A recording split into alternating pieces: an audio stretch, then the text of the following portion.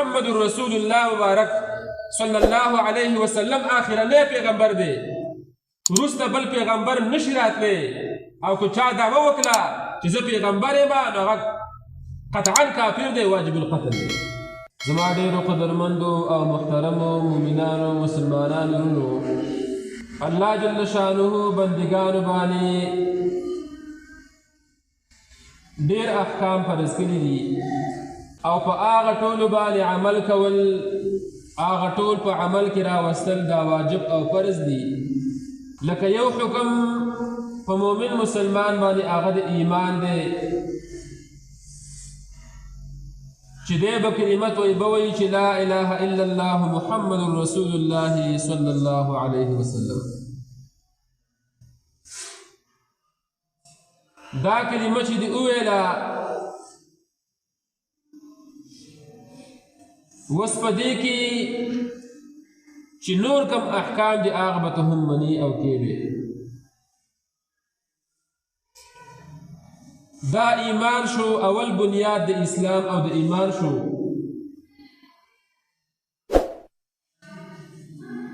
چې لا اله نشته دی معبود برحق نشته دی لایق د عبادت غیر د الله نه د الله پاک نه غیر بل هیڅوک هم د بندګۍ لایق نه دی هیڅ چاته هم سجده نشي کېدی صرف هغه یو ذات وي الله جل شانه او محمد رسول الله صلی الله علیه وسلم او په دې به ایمان راوړي چې محمد صلی الله علیه وسلم د الله پاک رسول الله پاک اخرنی پیغمبر دی د الله پاک په حق کې به داسې ایمان راوړي چې الله جل شانه هیڅ چا ته محتاج نه دی یو مخلوق ته محتاج نه دی د چا بندګۍ ته ضرورت نشته د چا مون ته ضرورت نشته د چا زکات ته ضرورت نشته د چا رجوع ته ضرورت نشته الله پاک غنی مطلق دی وانتم الفقراء دا مخلوقات الله پاک ته محتاج دي الله پاک محتاج نه دی داسې عقیده په الله پاک باندې وساتي او دا عقیده به وساتي چې الله جل شانه موجود و موجود دی او موجود به وي الله پاک چا نه دی پیدا کړی دا مخلوقات الله پاک پیدا کړي دي د الله پاک په حق کې به غلط فکر او سوچ نه کېدا جایز نه دي داسې به نه وی چې الله پاک څنګه ذات دی الله پاک څنګه سترګې دي نعوذ بالله څنګه شپې دي دا فکر بیخي به نه کې دا ګناه ده سړی پې کفر ته رسي ځکه د بندګانو چې کوم صفتونه دي د بندګانو دپاره سترګې دي شپې دي لاسونه دي غوږونه دي د دې نه الله جل شانه پاک دی الله جل شانه د هیڅ چا په شان نه دی د هیڅ یو انسان په شان نه دی د هیڅ یو مخلوق په شان نه دی چې ستا ذهن ته کوم شی راته د الله پاک په حق کې بس اعوذ بالله بسم الله ووا او کلمت ووا چې دا ستا ذهن ته کوم شی راځي دغه د الله پاک دی الله پاک هغه عظیم ذات دی چې د چا ذهن ته نه راځي د چا سوچ ته نه راځي او دنیا کې چا څه مثال هم نشي ورکولی داسې ایمان به راوړي او داسې ایمان به راوړي چې الله جل شانه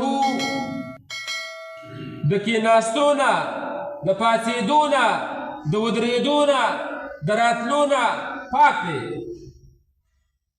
دا به نه وي چې الله پاک ناست دی الله پاک ولاړ دی الله پاک راځي الله پاک ځي دا خبرې به نه کوي که دا عقیده څوک ساتي نو په اجماع د جمیع امت باندې دا کافر دی او د ایمان نه خارج دی ځکه تلل راتلل او کېناستل او پاڅېدل او څملاستل دا د مخلوق صفتونه دي. انسانان او مخلوقات څوک څملي څوک پاڅي او څوک بیماریږي څوک روغېږي او څوک مري.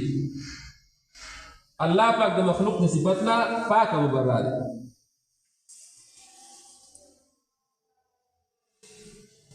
او داسې به هم نه وی لکه بعضې ګمراهان بد عقیده او د ایمان نه خلاص ملایان دا خبرې خلکو ته کوي په تقریرونو کې او په نیټ باندې چې الله جل شانه په عرش باندې ناست دی، نعوذ بالله، او خپې را ځوړندې کړي دي او څڼې دي او ښکته راڅڼې راپرخې دي او الله پاک په عرش باندې ناست دی. ټول وایي نعوذ بالله. الله پاک د عرش نه کېناستو نه پاک دی. الله پاک عرش ته نه دی محتاجه.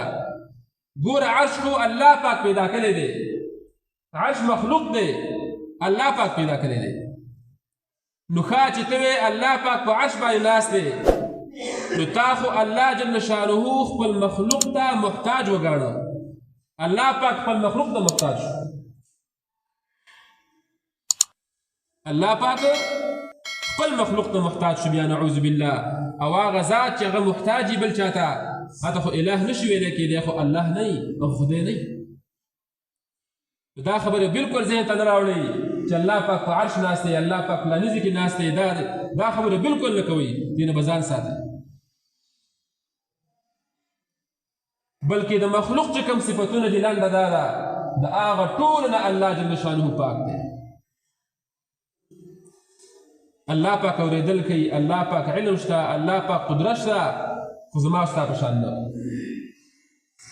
ما ته الله پاک پیدا کړي خو الله پاک هیڅ چا نه پیدا کړي. ما ته له علم او پوهه الله پاک راکړې ده خو الله پاک له علم هیڅ چا نه ورکړي. ما ته له عقل الله پاک راکړي خو داسې نه شو ویلی چې الله پاک له عقل بل چا ورکړي یا د الله پاک عقل داسې دی لکه څنګه چې انسانانو دی. دا خبره بالکل نه کې، دا منع دي. تفکروا فی صفاته ولا تفکروا فی ذاته. دا الله جل شانه په صفتونو کې او مخلوقاتو کې فکر کوئ، خو د الله پاک په ذات کې فکر مه کوئ. مطلب دا فکر کوه چې الله جل شانه داسې یو عظیم ذات دی چې ګوره مخلوقات یې پیدا کړه، انسانان یې پیدا کړه، قبیلې وګرځول، اسمانونه پیدا کړي دي، اوبې پیدا کړي دي او د اسمان بغیر د ستنو ولاړ دی، ونې پیدا کړي دي او دا جمیع مخلوقات پیدا کړي دي. ټولو ته الله جل شانه رزق ورکوي. دا فکر کوه، خو نور فکر مه کوه د الله پاک په حق کې چې الله پاک به څنګه وي، الله پاک به څنګه دغه وي. دا فکر به نه کوي، دا منع او حرام دی. نو عرض مې دا کو چې بنده باندې الله جل شانه یو څو بناګانې یو څو احکامات دا فرض کړي دي چې هغه یو حکم او یو بنا او یو بنیاد د اسلام هغه کلمه طیبه ده او په الله جل شانه باندې ایمان راوړل دي. خو دغه طریقه باندې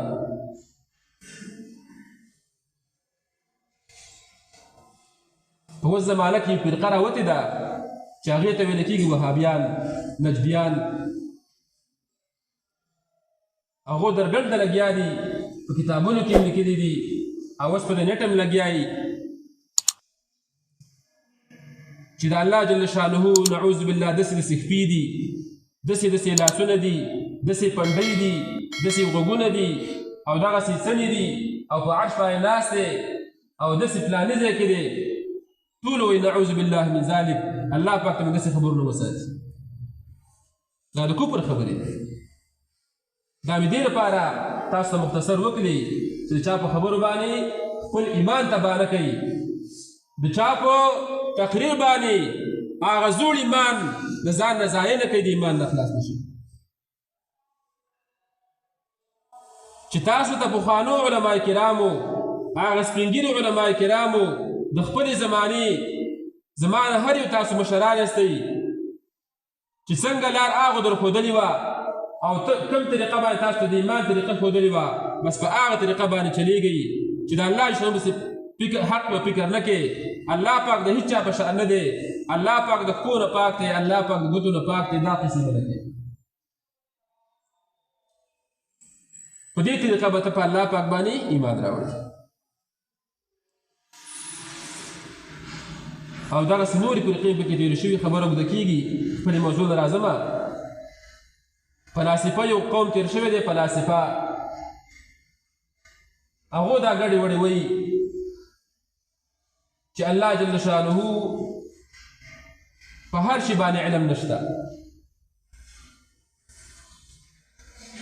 نو دا عقیده د اسلام خلاف ده، د قرآن عظیم الشان خلاف ده، د حدیثو خلاف ده. الله پاک په هر شي باندې علم شته. که ما ته هر عمل کوو، که د ګناه عمل کوو، که د نیکۍ عمل کوو، که پټې کوو، که ښکارې کوو، دا هغه ټول نه الله جل شانه خبر دی ویني. بهر کې الله جل شانه موږ ته کامل ایمان او صحیح ایمان او د هغه ایمان خوږوالی دا رانصیب کړي. او بیا دویمه کلمه کې جز چې دی هغه محمد رسول الله صلی الله علیه وسلم چې آقای نامدار مبارک د الله جل شانه آخرنی پیغمبر دی، محبوب دی صلی الله علیه وسلم. او ته به دا عقیده وساتي چې محمد رسول الله مبارک صلی الله علیه وسلم آخرنی پیغمبر دی، وروسته بل پیغمبر نشي راتلی. او که چا دعوه وکړه چې زه پیغمبر یم نو هغه قطعا کافر دی، واجب القتل دی. په دې به ته عقیده وساتي. ځکه بعضې خلک اوس هم شته او تېر هم شو چې د پیغمبرۍ دعوې کوي. نو ته به د هېڅ چا په حق کې د پیغمبرۍ که چا دعوه وکړه ته به دا یقین نه کوي. او ته به د ګناهونو مبارک پاک ګڼې چې انبیا علیهم السلام، پیغمبران علیهم السلام د ټولو ګناهونو پاک دي، که واړه ګناهونه دي که غټ ګناهونه دي. پیغمبران علیهم السلام د ګناه نه پاک دي. هغو الله جل شانه پاک پیدا کړي دي، هغو د ګناه کار نه کوي، هغو نه د ګناه کار نه کېږي. ځکه هغه د باقي امت لپاره هادیان دي. هغو د الله جل شانه ته خلک رابلي.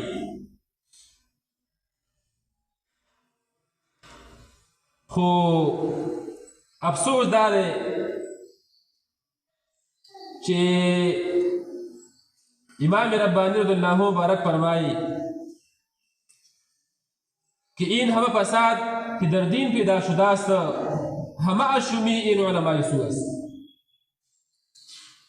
چې په دین کې دا څومره فساد هم پیدا شوی دی، دا څومره لانجې کنجې پیدا شوي دي، دا ټول هم د ناکاره ملانو د وجې ده. هغه ملان چې ظاهره کې خو کتابونه ویلي خو به د خپل علم عمل نه وي، د خلکو د ګمراه کولو لپاره علم کوي، خلک دوکه کوي. نو هغه په دې دین کې او دنیا کې فساد پیدا کوي. دا مې دې پسې وویل چې یو ملا تېر شوی هغه ته ویل کېږي مودودي.